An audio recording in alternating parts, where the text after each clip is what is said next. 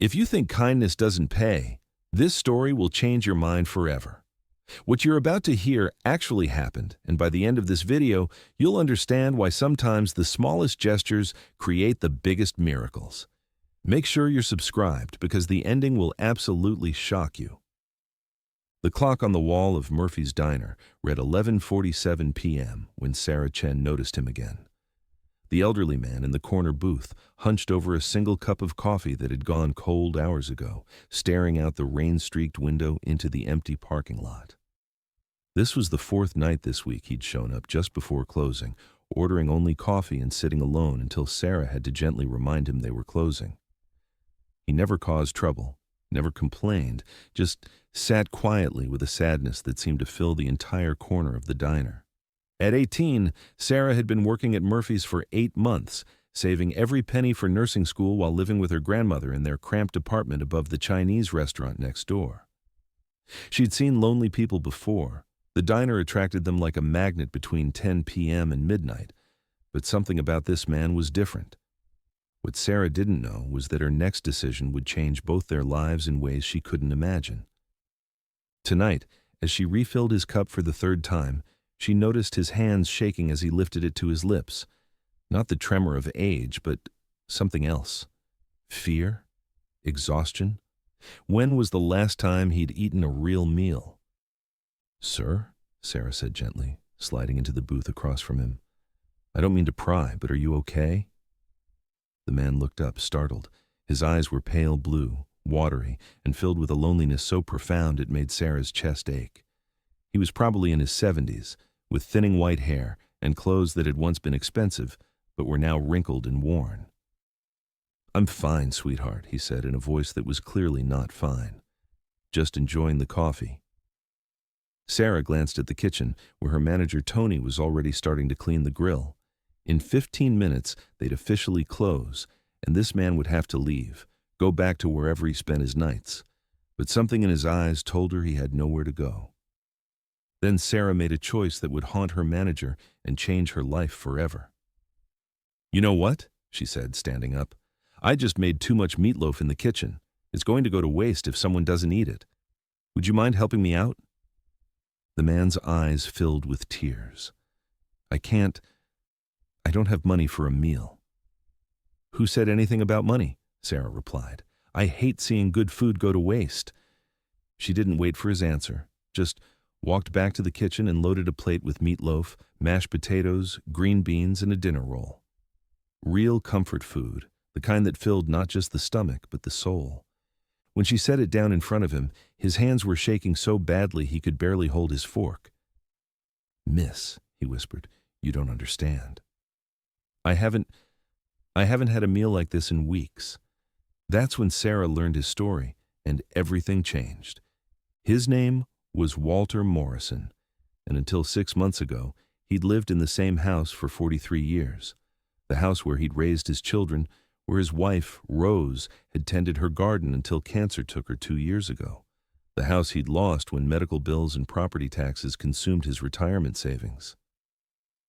"I never thought it would happen to me," Walter said between bites, eating slowly like he was trying to make the meal last forever. "Rose and I, we saved our whole lives. We thought we were prepared for anything."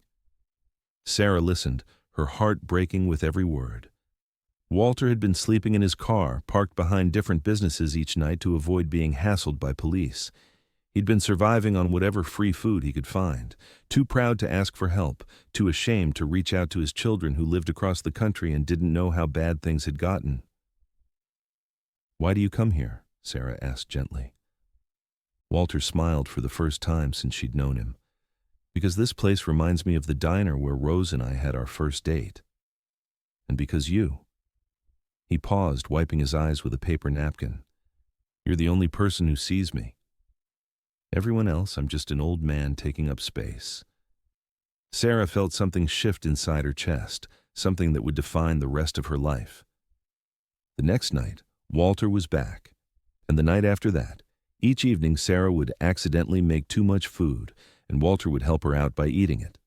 They talked about everything: his life as a high school teacher, Rose's passion for gardening, Sarah's dreams of becoming a nurse. Tony, her manager, noticed what was happening but said nothing. He'd been running Murphy's for 20 years and had seen Sarah's genuine kindness toward every customer. If she wanted to feed a lonely old man, Tony wasn't going to stop her, but other employees started whispering. Why was Sarah giving away free food? Was she going to pay for it herself? Was Walter taking advantage of her kindness? Sarah didn't care about the whispers. Every night when Walter's face lit up at the sight of the plate she brought him, when he told her stories about the students he'd taught or showed her pictures of Rose from his worn wallet, she knew she was doing the right thing. 2 weeks later, everything changed in a way Sarah never could have expected.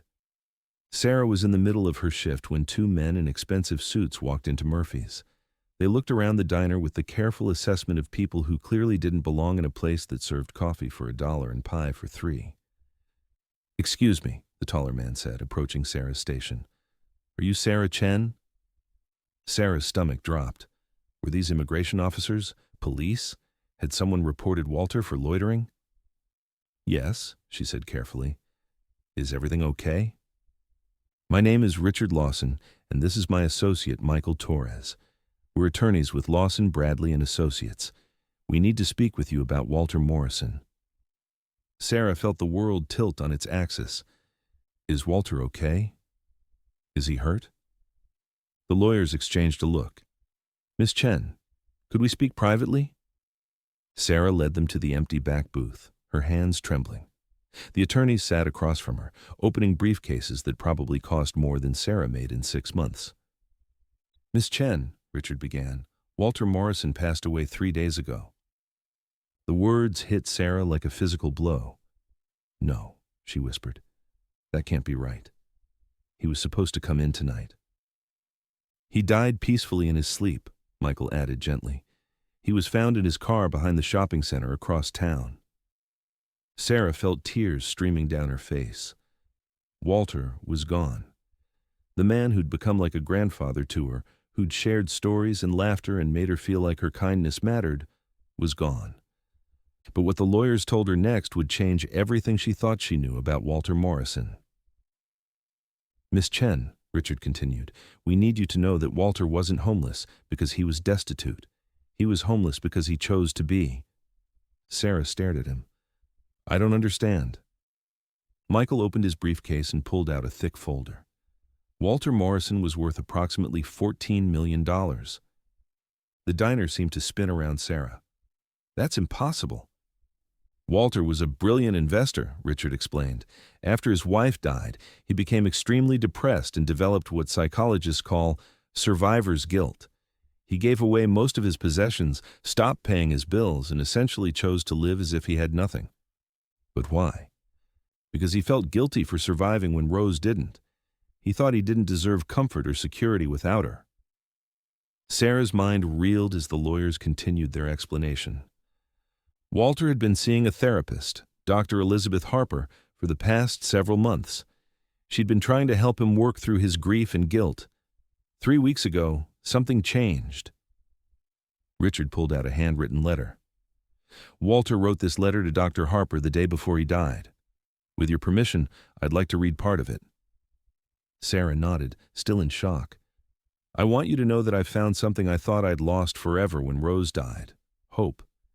There's a young woman at Murphy's Diner who shows me kindness every night, not because she expects anything in return, not because she knows who I am or what I'm worth, but because she sees me as a human being worthy of care."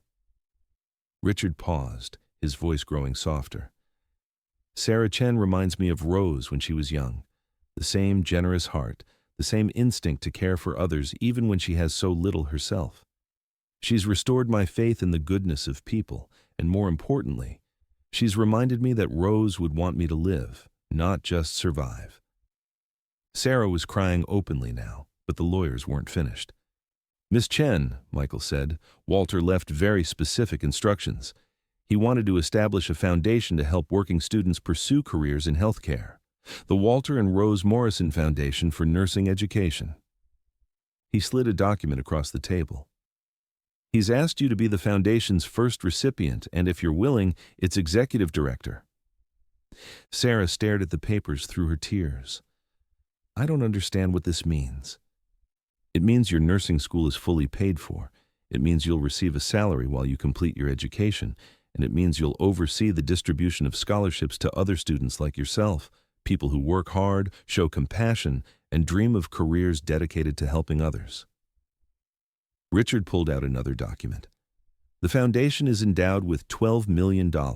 You'll award scholarships, but more than that, you'll continue Walter's mission of recognizing and supporting people who show genuine kindness to others. Sarah felt like she was living in a dream. He wrote something else, Michael said, pulling out another letter, this one addressed to Sarah. He wanted you to have this. With shaking hands, Sarah opened the envelope. Dear Sarah, by the time you read this, I'll be with Rose again. But I need you to know that in these past 2 weeks, you've given me the greatest gift anyone could give a lonely old man. You've reminded me what it means to be human. You fed me when I was hungry, not just for food, but for connection, for dignity, for the feeling that someone in this world saw me and cared. You didn't know I had money. You didn't know I had a foundation to leave behind. You just saw an old man who needed kindness, and you gave it freely. Rose always said that angels don't have wings. They have serving trays and gentle hands and hearts big enough to see past appearances to the soul underneath. You are that angel, Sarah. Please take this gift not as a reward but as a tool to spread the same kindness you showed me to others who need it. The foundation isn't about money. It's about recognizing that the most important work in the world is caring for other people. You're going to be a wonderful nurse and an even better human being. Thank you for seeing me.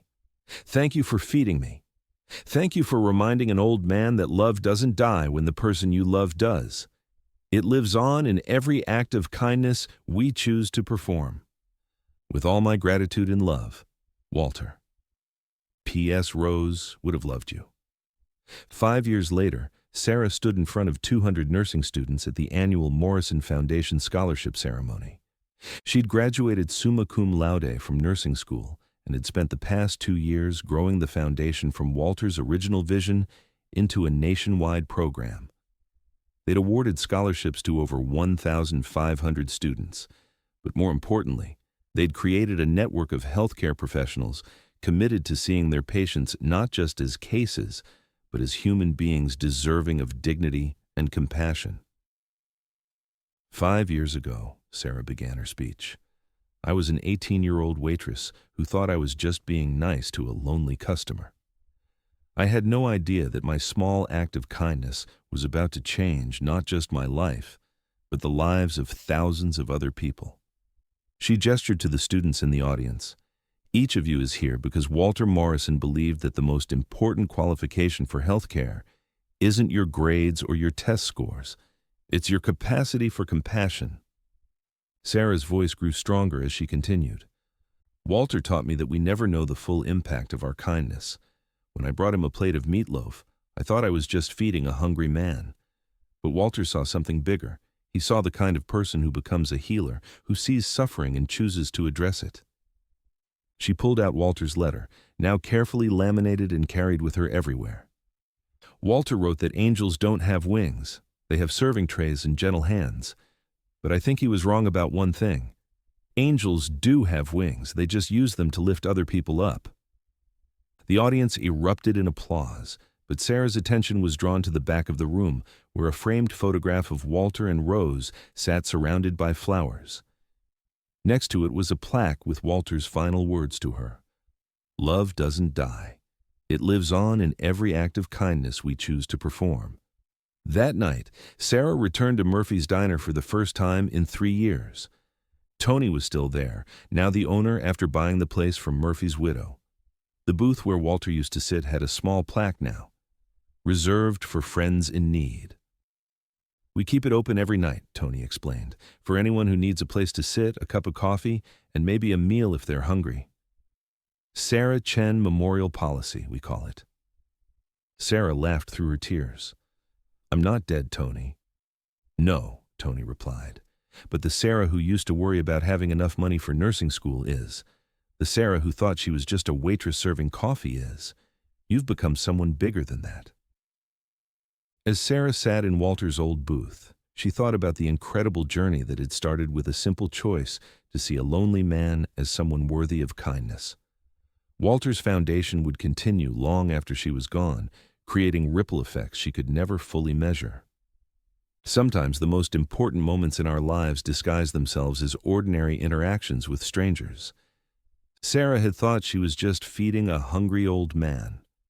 Instead, she was planting seeds for a harvest of compassion that would feed thousands of future healers and, through them, millions of patients who would receive care from people who understood that medicine is as much about seeing the person as treating the condition. Walter had been right about one thing. Love doesn't die when someone passes away. It transforms, grows, and spreads through every act of kindness we choose to perform. And sometimes, if we're very lucky, our small acts of love become the foundation for changes we never could have imagined. Sarah's plate of meatloaf had become a multi-million-dollar legacy. But more than that, it had become proof that in a world that often feels cold and disconnected, the simple choice to care for another human being can create miracles that echo through generations. If this story moved you, imagine how many more stories like this are happening right now, all around us, just waiting to be shared. Subscribe to the Real Life Stories, because every act of kindness deserves to be celebrated, and every human connection has the power to change the world.